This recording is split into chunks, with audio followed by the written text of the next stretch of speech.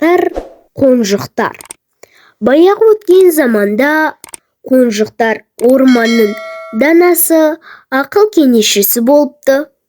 Басқа жануарларға үй салып, жыртқыш аңдардан қорғауға көмектеседі.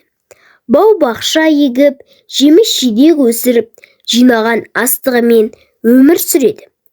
Күндердің бір күнінде ауа райы өзгеріп, жел қатты соқты.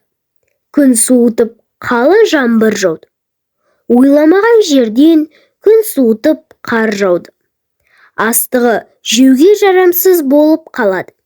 Қонжықтар егісті алқаптарын жинап болған да жоқ еді.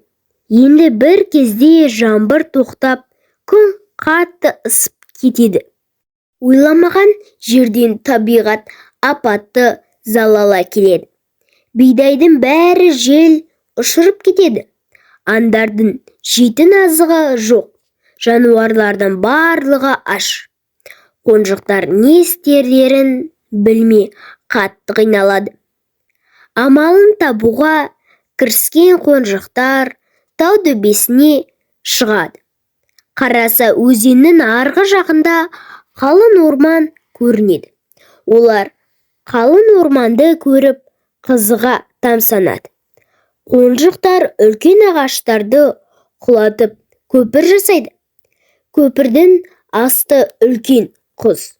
Астынан тасып ағып жатқан өзеннен жануарларға аман-есен өтуге көмектеседі. Өтуге өте қауіпті болса да, жануарлардың барлығын өткізеді. Қонжықтар өз мақсаттарына жетіп, жаңа жерге қоныстанады. Барлық жануарлар содан соң үлкен орманда бақытты өмір сүреді.